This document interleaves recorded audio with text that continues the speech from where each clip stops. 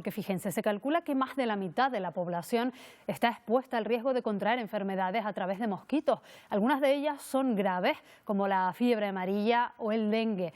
Mosquito tigre, mosquito de Japón o incluso el mosquito común. Y para detectar su presencia y aumentar su control, un grupo de científicos de instituciones como el CSIC o el ICREA han creado una aplicación que busca que nosotros, los ciudadanos, les ayudemos. Vamos a hablar con el director del proyecto, él es Frederic Bartomeus. Muy buenos días.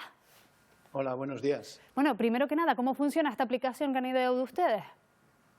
Pues mire, es muy sencillo, es una aplicación gratuita que está tanto para Android como para iOS.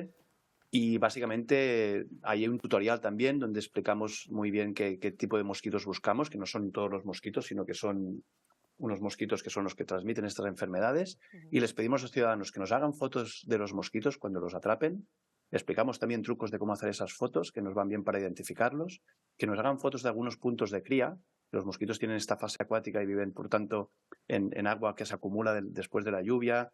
También en espacios privados es importante vigilar esta acumulación de agua y que nos den información de picaduras. Dónde les han picado los mosquitos, en el interior de sus casas, fuera, en qué partes del cuerpo. Toda esa información relacionada con la actividad y la abundancia de los mosquitos la utilizamos desde el punto de vista científico para generar unos mapas, que son mapas muy dinámicos porque los ciudadanos nos pueden ir informando constantemente de este tipo de cosas, de información que queremos recolectar.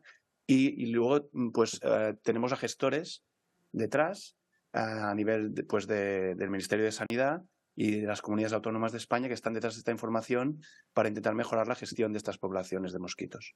Esos 5 mosquitos que ustedes tratan de identificar, que son los que transmiten las enfermedades, ¿se han elegido porque son más abundantes o porque son más peligrosos? Mira, es una buena pregunta. Hay algunos de ellos que sí que son abundantes. Por ejemplo, el mosquito tigre en España ya es residente en toda la costa de Levante, está colonizando pues Andalucía, está hacia el interior. Hay otros mosquitos que aún no están en la península ni en las islas. Por ejemplo, el mosquito de la fiebre amarilla es un mosquito que es muy competente, es un muy buen mosquito para transmitir dengue. Y es un mosquito que ha intentado colonizar las islas varias veces y el gobierno de Canarias y el Departamento de Sanidad está muy amatent, muy vigilante para que este mosquito no se introduzca en las islas y de ahí pueda ir, obviamente, a la península. Ese mosquito no está, pero, por ejemplo, una herramienta como Mosquito Alert, como la ciencia ciudadana, puede ser muy útil para encontrar esa aguja en el pajar, de repente una foto que nos diga que realmente puede haber esta especie en territorio español. Nos pasó, por ejemplo, en 2018 con el mosquito del Japón. El mosquito del Japón nadie sabía que estaba en España y un ciudadano en 2018 nos envió una foto, la evaluamos con expertos que tenemos detrás de este sistema, vimos que era un posible mosquito del Japón, fuimos al campo y apareció en la zona de Cantabria por primera vez y efectivamente demostramos que este mosquito, que es vector de enfermedades, estaba en territorio español. Pensar que su distribución normal es el centro de Europa de este mosquito, está colonizando el centro de Europa. Entonces, nadie hubiera puesto trampas, nadie se hubiera puesto a vigilar este tipo de mosquitos en el norte de España. ¿Están caminando quizás debido al cambio climático? Sí, es una mezcla, ¿eh? Yo no lo daría todo. También, supongo, Exacto, ¿no? Exacto. Es una mezcla de nuestra propia movilidad. Nosotros nos movemos ahora a escala global y movemos tanto estos vectores en fase de huevos, ¿no? Con nuestras mercancías. Incluso, por ejemplo, el mosquito tigre, estamos estudiando cómo es el proceso de inversión en España y claramente cada vez vemos más, hemos hecho algunos trabajos científicos de eso, de que somos nosotros mismos que se nos mete en nuestros coches y muchas veces movilizamos al mosquito tigre desde Valencia hasta Murcia o desde Murcia hasta Madrid dentro de un coche. Por tanto, utilizan nuestros medios de transporte en fase de huevo, como decía, o los adultos, para movilizarse por todo el continente europeo. Y eso es lo que hace que haya este proceso de reinvasión. Algunas especies ya habían existido en la cuenca mediterránea y se está temiendo que vuelvan a aparecer, y otras especies que son originarias del sudeste asiático que están colonizando Europa, están cambiando la selva tropical por la jungla urbana. Claro. Sumado a esto y el efecto del cambio climático, que sí que va a tener impactos en nuestras latitudes. Lo que hay que vigilar es cómo van a ser los cambios de las dinámicas poblacionales. A lo mejor los picos de mosquitos no nos aparecen tanto en verano, sino que se retrasan un poco y aparecen más en otoño. Pensad que más temperatura no quiere decir más mosquitos. Más temperatura el mosquito tiene un ciclo biológico y tiene un óptimo de temperatura. Si existen muchas horas de calor y mucha desecación, poca lluvia, eso tampoco le va a venir bien a los mosquitos, ¿no? Entonces, el cambio climático realmente impacta en el centro de Europa y en el norte de Europa, donde sí que van a tener cada vez más presencia estos mosquitos.